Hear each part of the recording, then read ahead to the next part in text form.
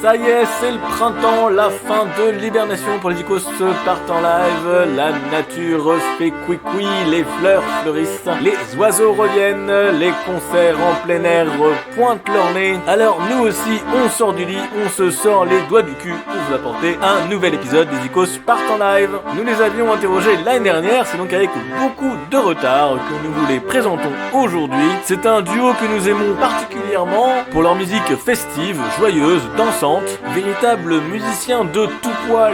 Ils maîtrisent tous les styles et aujourd'hui nous les recevons pour leur projet de musique des Balkans. C'est leur deuxième album, Zigzag. C'est le duo Vertigo. Vertigo avec un Y. Je reçois donc Magali Bardou, clarinettiste, et Stéphane Passina, guitariste. Parlez donc du duo Vertigo et c'est tout de suite dans les Icos partent en live. Voilà, je suis en compagnie de Magali Bardou, bonjour. Bonjour. Et de Stéphane Passina, bonjour. Bonjour. On va parler donc du duo Vertigo, votre duo de musique balkan. Alors, quand on dit musique balkan, aujourd'hui, ça regroupe un tas de choses et d'ailleurs. Et ce que j'avais beaucoup apprécié quand je vous avais vu en concert, c'était ce côté où vous décryptiez un peu d'où venait quoi et quel morceau. Est-ce que vous pourriez donc nous présenter le duo Vertigo avec du coup les différents répertoires que vous avez? Duo Vertigo, les premiers temps de notre duo, c'était pas spécialement un duo de musique des Balkans. On a commencé avec une diversité d'influences qui fait qu'on avait du mal à se définir, mais on faisait des compos à nous, inspirés un coup du tango, un coup du jazz manouche, un coup de la bourrée, un coup de je sais pas quoi. Et puis dans un deuxième temps d'existence de notre duo, on a voulu justement essayer de faire une Macédoine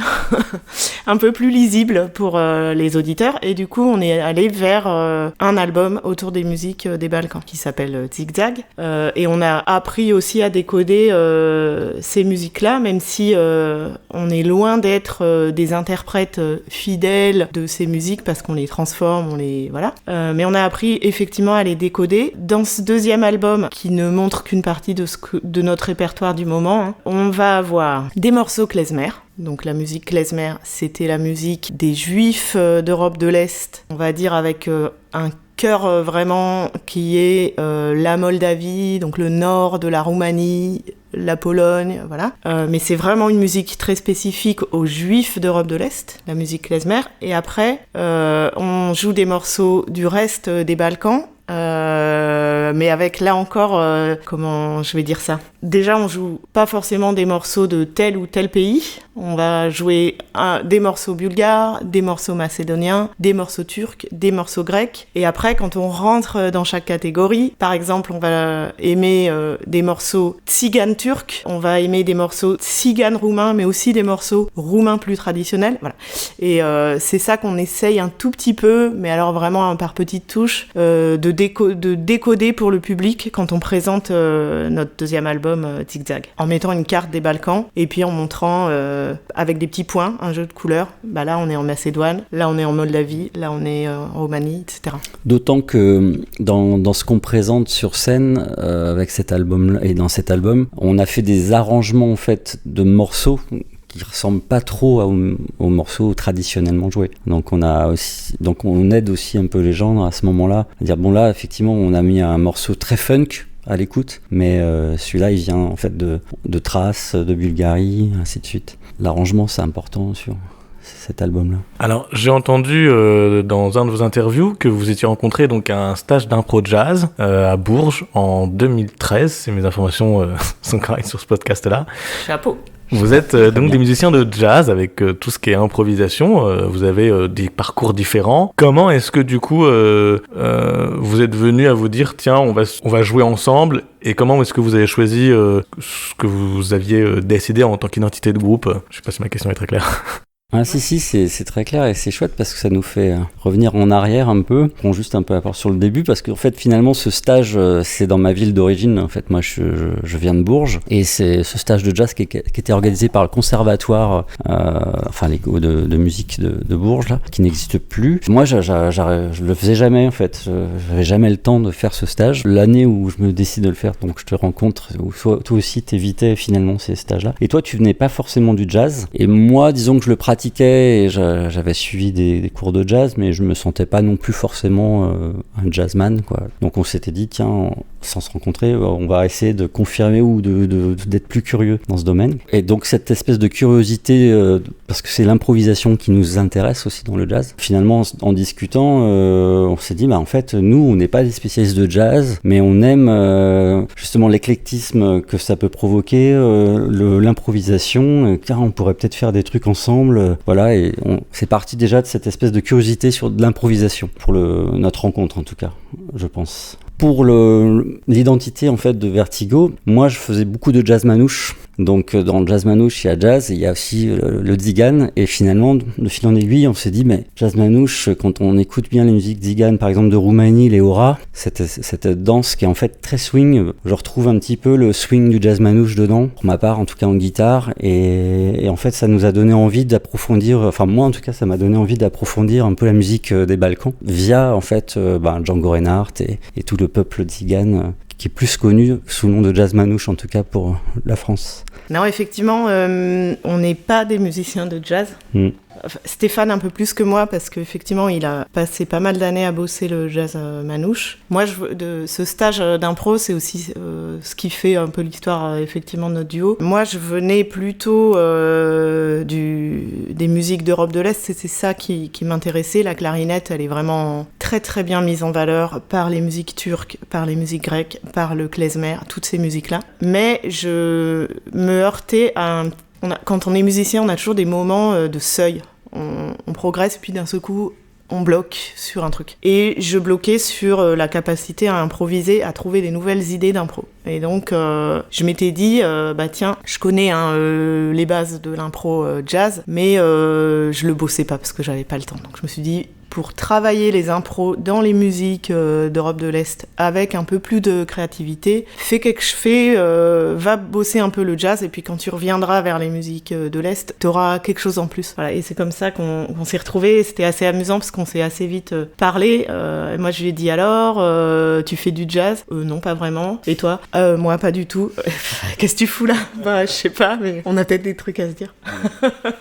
Vous disiez donc que le duo Vertigo, là vous avez le deuxième album donc qui est sur la musique Est-Balkan, mais que ça avez mis un temps à trouver dans cette musique-là. J'ai vu que ton premier instrument c'était le violon, là vous avez de la clarinette et de la guitare, on peut à peu près tout faire avec ces instruments, non ? Vous avez vraiment toute la base de... Ces deux instruments qui s'assemblent bien déjà.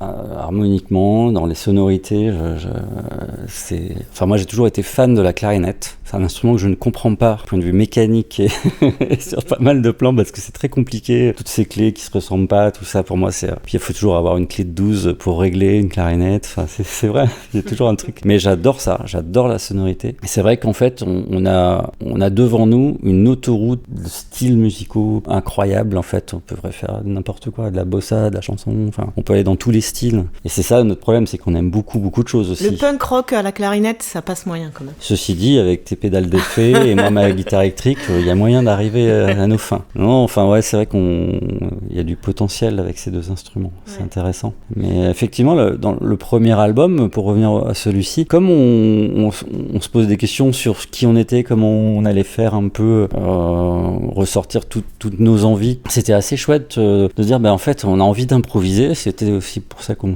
avait fait ce stage. Et voilà, moi j'ai des compos sous le coude, moi aussi. Et on a vraiment mis toutes nos influences en fait sur ce premier album que j'ai réécouté il y a pas très longtemps, ça faisait des années, et je trouve ça très chouette, cette espèce de fraîcheur en fait dans ce premier album. Alors cet album donc, qui s'appelle Refuge pour le nommer, vous dites que vous les aimiez toutes, en fait c'était quoi vos influences ? Moi je me souviens d'un morceau que j'ai composé où j'étais inspirée par le tango, mais c'est un morceau à 5 temps, et les musiques, les rythmiques impaires, moi je les adore, et pour moi elles viennent d'Europe de l'Est. Donc déjà dans ce morceau là qui s'appelle Avi Tango, il y a déjà deux influences qui n'ont rien à voir, le tango et l'Europe de l'Est. Après quand je regarde, on avait déjà mis un morceau trad macédonien qui s'appelle Makedonica. Ton sur ton, c'est une mazurka, et moi j'ai grandi quand j'étais petite, mon papa il m'emmenait dans les bals folk. Ma sœur elle est violoniste trad irlandais, donc cet univers-là m'a aussi beaucoup nourri. Donc il y a une mazurka. Il y a un morceau qui s'appelle Un Turc dans la tête qui est composé par Steph. Et là c'est le moment où je découvre la musique tzigane turque à la clarinette, c'est juste merveilleux. Et il y a beaucoup de morceaux tzigane turcs qui sont en 9 temps, avec une manière de compter assez originale. Ça va pas parler à tout le monde, mais voilà, quand on décompose, ça fait, c'est pas en 9 temps, c'est en 9 croches, 9-8, ça fait 2, 2, 3, 2. Et ça donne une espèce de truc un peu langoureux, déséquilibré, que vraiment j'adore et que j'ai essayé de transmettre à Steph. Et ce moment où on écrit cet album, il est en train de s'approprier ce bidule-là et un jour, il s'accroche sur ce 9 temps à la turque tzigane et on compose ce truc. Et juste pour... là, c'est le truc technique, mais en fait, du coup, pour le coup, c'était en 2-2-2-3 parce que moi, j'avais beaucoup de mal avec ces nouvelles rythmiques. Moi, j'ai du 4 temps, du 6-8, enfin on parlait juste rythmique et du coup effectivement il fallait que je m'accroche, comprendre et du coup ça devenait des ritournelles dans ma tête et du coup j'ai composé ce morceau et c'est assez intéressant. Et du coup pour continuer sur l'album, moi j'avais commis un album de chansons françaises avant et donc je faisais de la chanson aussi et du coup on s'est à un moment donné on faisait des concerts où il y avait beaucoup de textes, beaucoup de chansons que j'interprétais et on a abandonné cette idée, mais dans cet album il y a quand même un texte que j'avais écrit il y a longtemps qu'on a mis en musique et donc voilà, on a vraiment mis tout ce qu'on était à ce moment-là. De la chanson, il y a un peu des morceaux jazzistiques, des sortes de valses jazz. Et c'est pour ça que tout à l'heure je parlais de rendre lisible un peu notre discours. C'était un premier album qui était très compliqué à décrire, à vendre, entre guillemets, aussi. à décrire, à transmettre parce que on est vraiment allé sans réfléchir. Tiens, j'ai cette compo, tiens, j'aime ça. Et puis à la fin, ça fait un truc à l'écoute. Tu suis un fil, enfin c'est pas trop déroutant, mais quand tu dois expliquer d'où ça vient, tu te dis attends non mais là on est parti trop dans tous les sens. Mais sur scène ça fonctionnait bien. Ça fonctionnait parce que du coup on en mettait une ambiance. Ouais. Et du coup on s'est dit bon, un des fils qu'il y a dans cet album, dans le deuxième album on va le tirer, on va rendre quelque chose d'un peu plus entre guillemets cohérent en tout cas dans l'espace géographique d'inspiration quoi. Là, vous parliez beaucoup de musique, entre guillemets, à danser. Vous avez nommé des danses. Le klezmer, c'est quand même une musique festive. Est-ce que si ça, c'est pas une volonté, vous faites de la musique à danser, de n'importe où qu'elle soit, finalement Eh ben, on a mis longtemps à se le dire, mais c'est très juste. Ouais. C'est très juste. On a une petite frustration à faire des concerts où les gens sont assis. Il y a un côté qui est très chouette quand on fait des concerts assis, parce que t'as un espèce de recueillement, les gens sont vraiment plongés dans l'écoute et en même temps pour nous l'origine de la musique populaire, parce que ce qui nous intéresse c'est plutôt les musiques populaires que les musiques savantes, si tant est qu'il y ait une frontière étanche entre les deux. Pour nous l'origine de la musique c'est de la vivre dans son corps physiquement, c'est pour accompagner des fêtes, c'est le soir au coin du feu, ça danse quoi. Et effectivement c'est aussi un des fils qu'on tire et qu'on a envie de rendre plus lisible aujourd'hui et demain. Ouais, et d'ailleurs, ça me fait penser à un truc, c'est que la première fois qu'on a voulu définir notre premier album, on a appelé ça de la trance nomade. Et la trance, justement, c'est parce qu'on n'avait peut-être pas encore défini ça, mais c'est parce qu'on voulait vraiment que les gens aient dans des vibrations, et je pense qu'on n'était pas allé jusqu'au bout de notre idée, c'est qu'en fait, on avait envie que les gens bougent leur corps, en fait. Et toi, c'était un peu plus évident, venant dans ton histoire du trad, notamment de la musique à danser. Moi, finalement, je viens d'une région où la tradition et la danse, elle est très importante dans le Berry. Et du coup, forcément, j'ai été immergé dedans sans m'en apercevoir, sans le vouloir même à une époque. Je me suis écarté de ça, mais c'est revenu en fait. Et d'ailleurs, c'est un peu fou. En ce moment, au violon, je compose des bourrées. Alors que ça me vient presque naturellement. Je dis pas qu'elles sont bien, j'ai envie de ça. C'est très étrange. J'adore. Alors, vous disiez tout à l'heure que donc il y avait Magali qui t'avait amené un rythme. Comment ça se passe entre vous? Qui amène quoi?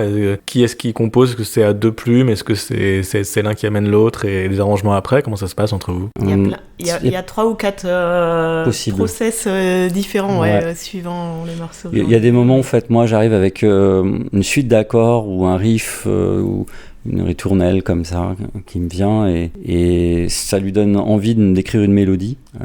Ça a été assez courant dans le premier album. Et aujourd'hui, même quand on a encore un peu ce procédé, mais maintenant j'écris aussi un peu des mélodies et du coup on mélange. Là je trouve que tu es aussi plus dans l'harmonie et enfin, ces derniers temps on n'a pas beaucoup composé de morceaux. On a moins composé, c'est pour ça que je réfléchis. Les morceaux d'Europe de l'Est, c'est souvent moi qui les amène et l'arrangement, c'est souvent Steph, le principal arrangeur, parce que moi j'ai un instrument mélodique. Quand tu as un instrument mélodique, soit tu joues la mélodie, soit tu harmonises un peu la mélodie, soit tu fais une impro. Quand tu as un instrument harmonique, tu viens vraiment ajouter la couleur du morceau et ça, c'est pas forcément facile à dire avec des mots, mais tu prends la même mélodie, tu peux lui donner une infinité de couleurs différentes juste parce que tu choisis tel type d'accords que tu vas mettre derrière et de suite d'accords et même la manière de faire sonner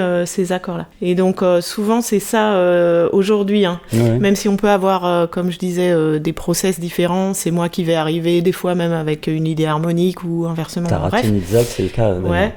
Mais quand même, globalement, il y a quelque chose comme ça qui se dessine où c'est moi qui apporte la mélodie et Steph qui vient ajouter vraiment sa patte. Et ça, dans les musiques traditionnelles en général, des Balkans en particulier, c'est ça peut-être qui fait notre couleur duo Vertigo. C'est que la plupart des gens qui travaillent ces musiques-là, ils restent leur expression harmonique. Elle reste très simple, très collée à la tradition, tandis que Steph, il a cette envie d'amener une complexité harmonique qui vient pour le coup clairement du jazz et qui va donner des couleurs un peu différentes à un même morceau bulgare, turc, macédonien, que sais-je. Et dans la musique à danser actuelle, la mazurka de Stéphane Delic par exemple qu'on a reprise, c'est ça qui m'intéressait, c'était vraiment de modifier totalement la couleur de la mélodie de cette mazurka par exemple. J'aime bien ça, foutre le bordel dans la musique. Mais c'est intéressant. Quand on dit clarinette, on le met souvent au pluriel, guitare également. Ton premier instrument, c'était le violon. Est-ce que du coup, vous avez clarinette au pluriel et puis quelles sont les techniques que vous avez utilisées pour ce duo-là? Alors, clarinette au pluriel, il fut un temps où j'avais vraiment un pluriel à clarinette parce que je sortais des fois la clarinette basse. Pour des raisons de vieillissement physiologique, ça me fait trop mal et je l'ai vendu avec désespoir. Alors du coup, je triche maintenant. Je mets des effets. J'ai une pédale d'effet qui me permet de sonner comme une clarinette basse parce que ça apporte c'est comme si comme si t'avais un contrebassiste quoi. Quand je me mets à faire de la clarinette basse, ça repose un peu Steph qui souvent est à la fois guitariste et contrebassiste puisque dans un duo t'es quand même obligé d'avoir différents rôles. Et après, sans aller sur cette transformation de mon instrument à travers des artefacts techniques, il y a aussi effectivement, par exemple, quand je me mets à jouer klezmer, tout se transforme. Ma posture, ma manière mon embouchure, les types de sonorités que je fais sortir de la clarinette, c'est pas du tout la même chose que si je me mets à jouer roumain ou bien encore turc. Là, je viens d'énoncer 3 manières très différentes de faire sonner la clarinette. Ou encore, là, récemment, on s'est mis aussi à faire du trad pour vraiment clairement dire, là, les gars, on veut vous faire danser. Si je me mets à jouer un morceau breton, c'est encore une 4e clarinette qui sort de ma clarinette. Pour la guitare, il y a aussi Pour la guitare, il y a plein de types techniques. De guitares. Et voilà, je ne vais pas toutes les nommer, mais entre guillemets, moi je viens de la guitare jazz manouche, guitare acier, mais j'adore la guitare corde nylon classique, on va dire. La guitare électrique que j'aimais pas vraiment, et Mag m'a un peu obligé à utiliser, c'est la guitare électrique. Que dans ma région, il y a beaucoup de rock, et j'en ai fait un peu, et beaucoup de funk aussi, que ça j'aime bien par contre. Mais du coup, j'avais pas trop envie de refaire d'électrique et finalement j'ai pris goût à ça. Et c'est récent, mais du coup, je suis obligé d'utiliser quand même pas mal de styles de guitare, mais j'essaie de me contenter que de la guitare manouche nylon et l'électrique, parce que je pourrais aller bien plus loin. Mais j'utilise aussi un peu du bouzouki grec, je sais pas si tu as pu le voir en concert, qui est l'instrument traditionnel par exemple du rebetiko en Grèce, mais que j'utilise pas du tout comme un joueur de rebetiko. Je l'utilise comme quelqu'un qui est novice dans cet instrument. Notamment, je l'utilise là pour la musique à danser en ce moment, pour faire des polkas, qui n'a pas vraiment grand chose à voir avec le rebetiko. Et j'aimerais de plus en plus utiliser mon violon. Ça, c'est ma deux grandes demandes actuelles. Et Mag peut pas trop m'aider parce que violon, clarinette, c'est assez limité pour c'est compliqué d'équilibrer violon, clarinette. Il va falloir qu'on trouve un troisième. Ouais, mais voilà. En tout cas, pour les guitares, il y a moyen d'avoir plein de sonorités différentes. Mais nous, notre caractère, c'est quand même assez jeu au doigt, nylon et sonorité un peu jazz manouche pour des auras roumaines, par exemple. Mais c'est vrai que c'est acrobatique pour Stéphane, les musiques des Balkans, parce que en vérité, il n'y a pas de guitare dans ces musiques-là, traditionnellement. Il y a des instruments qui vont jouer le même rôle. Le bouzouki en Grèce. Le saz en Turquie. Le cymbalum. J'allais y venir. En Roumanie, l'instrument harmonique qui vient accompagner la mélodie, c'est le cymbalum. Donc c'est un machin avec plein de cordes et des petits marteaux là. Stéphane, il essaye de s'approprier les techniques d'instruments qui sont pas du tout la guitare. C'est ce qui fait aussi la richesse de son accompagnement, suivant qu'on va jouer un morceau qui sonne plutôt turc, plutôt roumain, plutôt bulgare, plutôt machin. Lui, il va aller chercher des techniques qui font que ça rappelle le cymbalum ou ça rappelle ceci ou ça rappelle cela. Et en fait, ça me remémore que dans toutes ces musiques-là, mais c'est certainement dans n'importe quelle musique, c'est vrai, il y a tout un jeu d'imitation de la voix par tel instrument. Par exemple, dans la musique klezmer, on dit beaucoup que la clarinette, elle vient imiter la voix, puisque à l'origine, ce sont des musiques liturgiques chantées. Et donc, les sons qui tordent un peu le son de la clarinette, ou le soupir comme ça, c'est des techniques pour imiter la voix. Mais quand tu regardes ce qui se passe dans les musiques de la grande sphère balkanique, la clarinette, elle imite la zourna, qui est une espèce de bombarde de l'Est. Mais la zourna elle-même, elle imite parfois la voix. Et puis t'as aussi des gens qui maintenant, avec la zourna, imitent la clarinette. Et puis le cymbalum imite je sais pas quoi. Enfin voilà, il y a vraiment quelque chose qui est vraiment, je trouve, assez jouissif en tant qu'instrumentiste. C'est d'avoir un instrument et d'en écouter un autre et d'essayer de lui piquer des techniques, des sons, des moyens d'expression. Alors, pour illustrer tout ça, je vous propose d'écouter une chanson du duo Vertigo, ça s'appelle Avi Tango. Elle est extraite du premier album Refuge, encore disponible dans toutes les bonnes crèmeries. On se retrouve juste après pour parler un peu plus du projet. À tout de suite.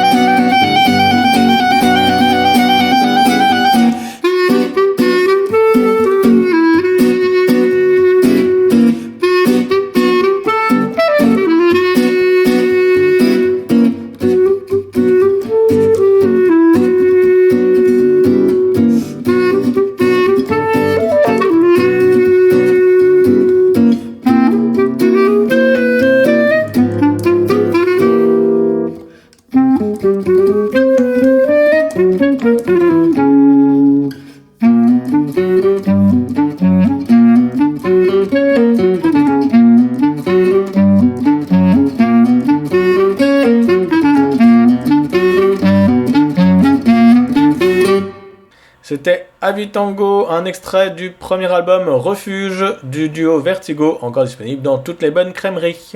Voilà, je suis toujours en compagnie de Duo Vertigo. On parlait donc de l'évolution du groupe et donc de ce nouvel album, Tic Tac, de la musique d'Europe de l'Est, Balkan, klezmer, tzigane, beaucoup de choses. C'est un album notamment où vous avez donc des invités pour un peu plus de couleur à cet album. Est-ce que vous pourriez nous présenter un peu quels étaient ces invités ? Eh bien, comme dans cet album, on a mis une touche électrique, à la fois avec les pédales d'effet de la clarinette et la guitare électrique et ses pédales usuelles en fait dans ce style-là, enfin dans le rock et le fun qu'on a voulu, on a voulu un peu habiller ces musiques avec ces styles-là. Donc forcément, il nous fallait une section rythmique adéquate. Donc un bassiste, un batteur. Et puis pour la touche vraiment des Balkans, on avait vraiment envie d'un instrument aussi traditionnel là-bas et donc rien de tel que l'accordéon des Balkans. Et pour ça, du coup, on a invité Ludovic Legros à la basse électrique. Ludovic, c'est quelqu'un qui vient de ma région, en gros de l'Allier et du Berry, puisqu'il est né quand même à Bourges. Et c'est quelqu'un avec qui je travaille dans d'autres projets, en jazz notamment. Et c'était un peu une évidence de bosser avec lui. Alan Bloom à la batterie. Ça, c'est plus Mag qui m'a fait découvrir Alan il y a 10 ans quasiment, parce qu'il fait partie de la fanfare du d'Ouzbékistan, dans laquelle en fait bossait Mag aussi. Fanforale. La fanforale. J'ai dit quoi ? Corriger avec respect. Ah oui. Fanforale. Oui, c'est la fanforale du d'Ouzbékistan. Je suis désolé pour eux d'ailleurs, je les adore, mais... Il faudra nous expliquer la différence. Mag, elle expliquera ça après. Et du coup, Alan est percussionniste dans cette fanfare quand même, et fanfare et chorale. Pour ça que c'est fanforal. Alan à la batterie, et puis du coup Adrien Segui à l'accordéon. Et Mag, tu peux peut-être expliquer aussi pourquoi tu... Adrien, ouais, on s'est rencontrés il y a quelques années dans une espèce de jam klezmer. Enfin, c'était pas une jam, c'était un groupe, les klezmémères, qui a connu plein de périodes, et donc beaucoup de musiciens différents ont joué dans ce groupe sans forcément se connaître. Puis un soir, ils disent bah tiens, on va tous les faire venir. Et donc gros bœuf klezmer, c'était vraiment un groupe de klezmer. Et puis il y avait Adrien dans un coin qui jouait avec les klezmémères cette année-là, et puis il y avait moi qui avait joué il y a quelques années. Et puis moi je tends l'oreille, je me dis tiens, il y a un putain d'accordéoniste derrière. Et puis lui il vient me voir à la fin du concert, il me dit dis donc tu joues pas mal. Donc je dis bah toi aussi. Et je m'étais dit un jour j'aimerais bien faire un projet avec lui. Donc quand on a pensé zigzag et d'amener un peu du son bulgare, c'est un peu ça, le cliché qu'on a dans l'oreille dans les musiques des Balkans, là où il y a l'accordéon, c'est beaucoup Roumanie, Bulgarie, et on avait envie de ce son là, donc j'ai tout de suite pensé à Adrien. Il joue à Saphir, un des groupes en ce moment de musique chanson des Balkans, qui je trouve a vraiment de l'avenir. Et puis bon, il joue dans tout un tas d'autres formations. Et la fanforale, tu l'as dit, oui. Pourquoi fanforale ? C'est à la fois une fanfare et une chorale, en fait. Il y a une quinzaine de musiciens avec beaucoup de cuivre, donc côté fanfare, cuivre, percu, puis des clarinettes, des flûtes, et une quinzaine de chanteuses qui mettent une ambiance un peu à la Kusturica. Il y a un truc qui me stupéfait, en fait, c'est que quand on parle Balkan, on a effectivement l'image de grandes fanfares, de grands groupes, de grandes chorales. Et là, vous faites ça, mais à deux, quoi. Alors, c'est assez singulier. C'est quoi le truc ? Qu'est-ce qui vous a donc pris ? Il n'y a plus de budget dans la culture. Alors, on a écrémé. On a viré les cuivres. On a viré tous ces trucs bruyants. Non, c'est une bonne question. Je crois qu'il y a le challenge, réarranger. Enfin, moi, j'ai fait ça depuis que j'allais dire tout petit, mais depuis que j'ai 19 ans, j'ai réarrangé des fois, par exemple, l'opéra de Starmania, je l'avais arrangé pour 3 instruments à une époque, à 20 ans. Et j'adore me dire, ah là, il y a tout un orchestre, ils sont 50, qu'est-ce que ça peut donner, guitare, clarinette, qu'est-ce que ça peut donner, je sais pas, chant percu, et voir, bien sûr, il y aura des manques, mais il y a un petit côté de challenge. Enfin, je pense qu'on aime ça. Ouais.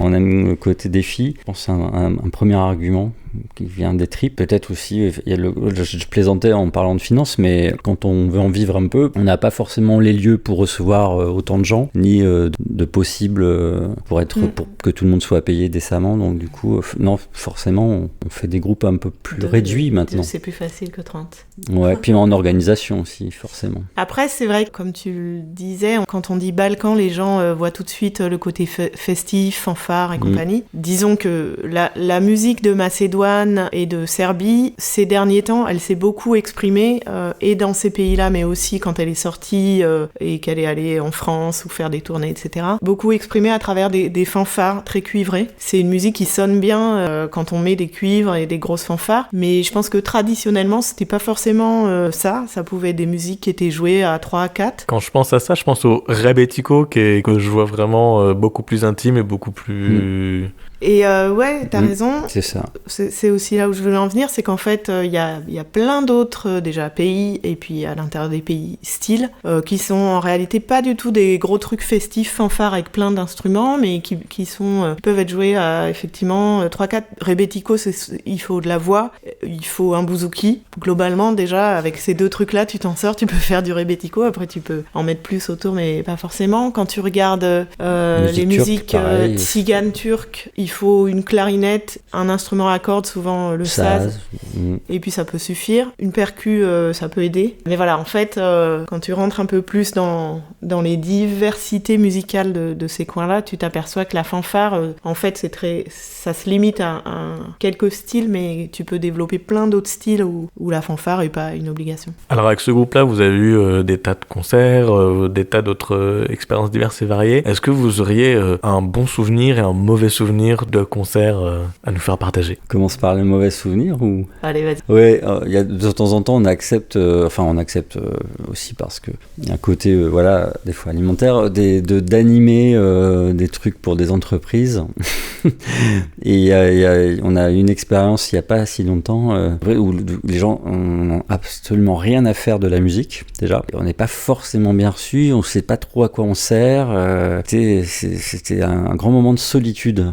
Heureusement qu'on est deux quand même, pour rigoler un peu quand même. Mais c'était franchement, pour moi en tout cas, c'était pas facile. Souvenir. Un des pires souvenirs, ouais. Je ne rentre pas dans le détail. Bon, c'est des bons souvenirs, on en a plein. Le dernier en date, c'est qu'on a notre album Zigzag. Il y a une toute petite référence au début de l'album à des copains qui tiennent une école de cirque à Bourges, avec lesquels on a travaillé il y a quelques années pour un projet un peu institutionnel, mais qu'on a adoré faire. Et on a voulu aller au bout de la référence en mettant en scène l'album Zigzag avec cette école de cirque, avec les élèves de l'école. Et donc c'est un projet qui nous a un peu animé une partie de cette année. Et donc avec nos 3 invités de l'album, qu'on n'a pas réussi très très souvent, l'air de rien, à rassembler sur scène pour jouer l'album Zigzag. Et on a peut-être réussi 3-4 fois, pas beaucoup plus, 5 fois. Et donc là, c'est une de ces fois-là, à la rentrée là c'était quoi la date? Je suis nulle en date. 15 octobre. D'octobre. On a joué l'album Zigzag avec des numéros de cirque. Et c'était vraiment un kiff. Avec tout plein de gamins, les yeux écarquillés, qui du coup viennent écouter une musique que les parents les auraient pas forcément emmenés écouter, alors qu'en fait les gamins ils kiffent ce qu'on fait. Et puis tout le monde, quoi, le public de suite, quand t'as un truc visuel fort, c'est l'idée aussi de notre carte un peu quand on fait Zigzag sans le cirque, on déroule une carte des Balkans, mais alors là l'effet cirque, numéro de cirque, visuellement c'est énorme, t'emmènes les gens tout de suite dans quelque chose de fort. On s'est vraiment régalé, puis en plus t'as une osmose à chercher avec des gens qui portent un art très différent de la musique et pourtant très proche de la danse. Finalement c'est des chorégraphies et il faut arriver en quelques minutes à accrocher, que chaque mouvement, ta musique elle arrive à s'accrocher dessus ou à le mettre en valeur. C'est très très riche, c'est absolument génial. Puis on retrouve les origines, pour moi en tout cas, de la musique tzigane, c'est-à-dire que c'est la musique circassienne, c'est la musique où t'as les montreurs d'ours, t'as l'espèce de bordel ambiant, quoi. Et avec l'école de cirque, enfin avec le cirque en général, pour moi c'était revenir presque aux origines, quoi. C'était vraiment le kiff, ça. C'est un chouette moment. Et j'ai bien aimé aussi le concert avec Lojo. On a fait la première partie du groupe Lojo l'année dernière. Il y avait une correspondance entre nos deux univers sur le... Lojo, c'est un groupe de chansons. Oui. Ils ont un sacré paquet de kilomètres au compteur, Lojo, parce que 30 ans. ouais, c'est ça. Moi, pour moi, Lojo, ils sont sortis dans les années 90. C'est un groupe angevin de chansons. Le gars, il a une grosse voix très grave, très envoûtante, et c'est très poétique, ça t'emmène très loin. Et effectivement, il y avait des couleurs un peu d'exil, des couleurs, des histoires un peu de se réfugier dans un monde un peu, voilà. Et nous, on a joué nos 2 albums mélangés un peu Refuge et Zigzag, donc tout ça se parlait assez bien. C'est vrai que c'est un concert où il s'est passé quelque chose. On n'a pas joué ensemble, mais à la fin, on a discuté assez longuement et on s'était rencontrés dans la musique sans pour autant partager la scène au même moment, juste l'un derrière l'autre. C'était rigolo. Vous voyez donc de cette bonne expérience avec le cirque. Vous faites de la musique à danser, c'est de l'énergie, de gens, c'est festif. Et puis il y a aussi ce côté, j'imagine, beaucoup improvisé aussi. Comme vous êtes avec des circassiens, peut-être que vous les suivez. Est-ce que du coup, vous revenez donc à votre amour de l'improvisation? Et est-ce que aussi vous avez cette improvisation qui est nourrie par les gens qui vous écoutent, quoi, et qui interagissent avec votre musique? Complètement. L'album Zigzag, on l'a pas dit, mais il y a pas mal de plages d'impro. C'est des morceaux trad, mais d'abord avec souvent une couleur soit funk, soit rock, soit autre chose, cet album-là. Et il y a pas mal de morceaux sur lesquels on s'est donné des plages d'impro, d'abord pour laisser s'exprimer nos invités, et puis nous, de toute façon, on aime improviser. Donc voilà. Et effectivement, quand on a joué cet album avec les circassiens, c'était aussi aller au bout de l'intérêt d'improviser. Ouais, effectivement, tu te renvoies la balle avec le numéro qui est en train de... C'est le cas de le dire d'ailleurs, quand c'est des jongleurs. Avec le numéro qui est en train de se passer, le truc tout d'un coup, elle met un peu plus de temps à faire telle passe, et donc t'es obligé d'en rajouter un peu, sinon tu sais qu'à la fin tu vas pas tomber ensemble, donc t'es obligé d'improviser à partir de ce qui se passe, aux erreurs qu'on fait tous, et ça c'est l'interaction, c'est hyper important, c'est ce qui me manque des fois dans la musique un petit peu trop rigide. Pour la musique à danser, il y a de ça aussi. Quand t'observes, des danseurs peut-être sont un peu essoufflés ou pas, ou ils ont pas la technique sur ça, soit tu raccourcis, soit tu rallonges en fonction. Enfin, je trouve ça super intéressant d'être à observer ce qui se passe et de pouvoir se dire, là on va rajouter, là ça on va faire ça, tac tac, là ils ont l'air chauds. Alors non, là ils en peuvent plus, allez, c'est rond. C'est chouette ça. Alors, je vous ai entendu parler tout à l'heure, vous dites « Oh, on a fait une polka, je les compose et tout ça ». C'est ça que donc vous n'étiez pas un groupe de Balkan à la base, vous êtes passé par le Balkan. Moi, je vous ai vu récemment, il y avait un peu de bal folk. Et finalement, c'est quoi le futur de Duo Vertigo? Est-ce qu'il y a une direction où vous dites « Ah tiens, j'ai envie d'explorer d'autres univers et peut-être que le prochain album sera... je sais pas ». Ah, c'est la grande question du moment. Là, on est lent là-dessus. On est obligé de dire qu'on est lent parce que je me remémore une interview de radio il y a quelques mois où on a un peu buté sur cette même question. C'est qu'on a trop d'envie là. On a dessiné plusieurs routes possibles. On n'a pas vraiment... Pas beaucoup le temps aussi de s'investir à fond dans chaque envie. Et là, effectivement, on a mis en place un répertoire de musique à danser qui rejoint vraiment des envies profondes, des vieilles envies. Mais on se dit que c'est quand même pas forcément dû au vertigo, en fait, je crois qu'on en avait d'ailleurs discuté avec toi à la fin de ce... Oui, à la terrasse du T3. Et je trouvais ça, la terrasse du T3, et je trouvais ça intéressant, ce que tu avais dit, sur comment les gens peuvent nous repérer ou pas nous repérer à un moment donné, nous cataloguer. Déjà, on a déjà du mal quand on fait, c'est-à-dire des arrangements de musique, comme on a pu faire sur les 2 premiers albums, là. On ne sait pas si, par exemple, on recréerait pas tout simplement un nouveau projet qui s'appellerait je ne sais pas quoi, sur la musique à danser, pour continuer ensuite Vertigo sur un 3e album, peut-être plus comme le premier, avec des musiques plus composées, j'en sais rien. Là, je parle un peu comme ça me vient, parce que en fait, on en parle souvent tous les deux. On a beaucoup d'albums, de 3e album en tête. Ouais. Donc, à un moment, il va falloir remettre les trucs dans l'ordre. Pour info, moi, j'adore la valse, et notamment la valse jazz musette. Enfin, je kiffe ce truc. On adorerait faire un album de valse. Ouais. J'adore ça. Il est au programme, ça fait au moins 4 ans qu'on s'en parle. qu'on s'en parle. Mais c'est juste ça, c'est quel est le prochain dans les... C'est comme s'il y avait plein de petits gars là, chaque gars c'est un album possible, derrière une ligne de départ d'une course et à un moment on va siffler, on va voir qui arrive devant et ça sera ça le prochain album. Mais le deuxième ce sera l'album. Ouais. Quatrième et puis après, bon t'as compris. Et est-ce que ça veut dire aussi que, parce que vous aviez un groupe où vous jouez qui s'appelle Ifolia, est-ce que aussi il y a ce désir peut-être pour l'un de ces fameux albums qui arriverait de faire une formule duo Vertigo, mais peut-être avec une troisième personne ou une autre composition de groupe. Duo Vertigo, il faut que ça reste un duo. Comme on est quand même, on a du mal à se donner une ligne très lisible. Ça fait plusieurs fois que je le dis, mais c'est une de nos problématiques quand même. Faut qu'on reste duo Vertigo pour pas trop perdre les gens. Ça nous empêche pas de créer d'autres formules. Effectivement, Ifolia, c'était ça l'idée, c'était de se dire c'est génial d'être que, enfin nous, Stéphane comme moi, on adore être que des instrumentistes et y compris casser un peu les codes. Normalement, il faut pour avoir un groupe, il faut soit une batterie, soit une basse, soit les deux ou une percu. Et nous, on aime bien être un duo où il y a pas ça et donc on joue le rôle de mélodiste et d'harmoniste et de bassiste et de percussionniste à deux. Mais il y a des moments où on se dit quand même, ça serait reposant d'avoir un percussionniste et aussi la voix évidemment. Il y a plein de gens qui peuvent pas écouter de la musique s'il y a pas de voix. Ça leur parle pas, ça les emmène pas, ça les... Voilà. D'ailleurs, ils disent souvent chansons, au lieu de, pas quand on présente nos musiques. Ah oui, elles sont super vos chansons, parce que pour plein de gens, il faut qu'il y ait du chant pour parler de musique, sinon ça fonctionne pas. Et au-delà de ça, moi des fois je suis super émue par une voix. Et donc c'est pour ça qu'on a monté aussi ce groupe Ifolia, pas pour rien que je parlais de percu et de voix, où on est 4, Stéphane, moi, Alan Bloom percu et Caroline Sazal au chant. On adore la manière de jouer d'Alan et on adore la voix de Caro qui nous a donné envie tous les 4 de faire ce groupe-là. Et alors après, est-ce qu'avec ce groupe on va faire un album? Est-ce que quel va être l'avenir? On sait pas trop. Voilà, c'est un groupe qui démarre, qui a déjà fait une tournée, des concerts, ça c'est génial, musicalement on adore. On connaît pas son avenir. Ça marche. Alors dans ce podcast, on a une question à la fin qui est une question libre, c'est voir si les gens ont un message qu'ils ont envie de partager avec les personnes qui écoutent. C'est libre, voilà. Si vous avez un message, c'est un peu maintenant. Je veux jouer du violon. Excellent message. Je veux jouer du violon en ce moment.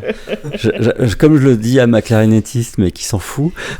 Je m'en fous pas, d'abord, on a non, je déconne. Des arrangements chouettes. Je sais, carrément. Mais d'ailleurs, j'avais envie de faire des stages en violon, approfondir le violon, et j'ai envie de rencontrer des gens avec qui je pourrais jouer du violon. Mais effectivement, sur Paris, c'est plus difficile parce que je suis pas souvent sur. Vas-y. Si c'est sous forme de liste de courses, du coup, tu m'évoques une autre liste de courses. Vas-y. On cherche un tourneur. On en a marre de passer notre temps au téléphone j'y arrive pour arranger des dates.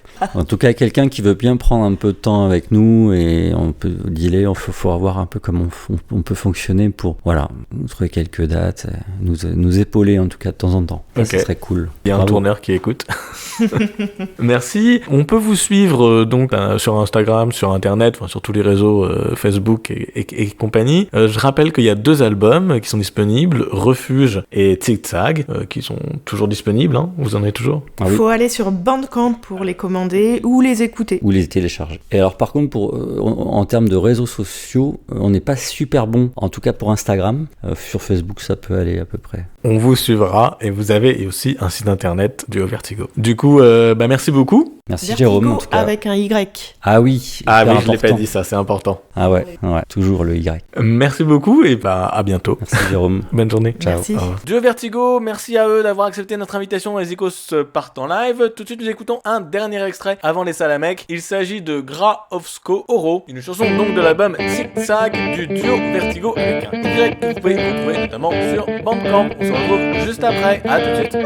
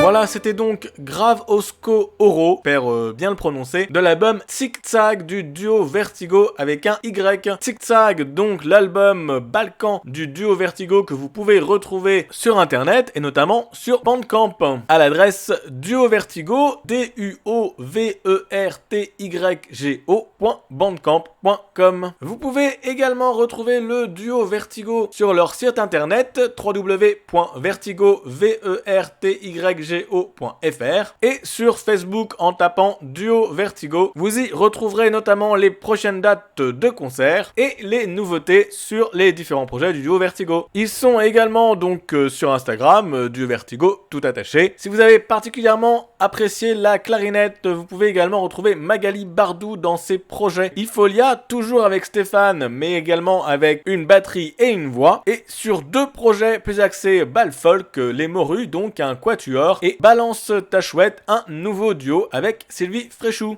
Concernant l'actualité de Stéphane Passina, vous pouvez également le retrouver avec son groupe Gypsy Groove In, un trio ou quatuor de jazz manouche. Vous pourrez notamment le retrouver dans le cadre du festival de Marmagne à l'Ouest en trio le 16 juin. Si vous avez aimé donc cette interview, n'hésitez pas à nous faire des retours, n'hésitez pas non plus à visiter et à suivre sur les réseaux sociaux les divers projets de ces artistes. C'est aussi également la meilleure des solutions pour connaître leur prochaine date que nous ne manquerons pas, nous également dans les Icos partent en live, de mettre sur nos réseaux sociaux. Nous avons donc un Facebook, les Icos partent en live, également sur Instagram où nous mettons donc des vidéos de concerts où nous allons, ce que nous ne manquerons pas de faire pour les projets de ces 2 artistes. Si vous nous suivez, vous l'avez également remarqué, nous avons commencé une série de sessions en acoustique pour lequel on recherche encore un nom. Si vous êtes artiste et que vous êtes motivé pour cette expérience de session, nous ne sommes pas la Blogothèque ni le Tiny Desk, mais on est motivé pour développer ce projet et cette expérience. Merci encore à Magali Bardou et Stéphane Passina d'avoir accepté notre invitation et d'avoir répondu à nos questions. Nous étions ravis. Merci à vous d'avoir écouté ce podcast. Abonnez-vous et restez connectés. À très bientôt et surtout, allez à des concerts.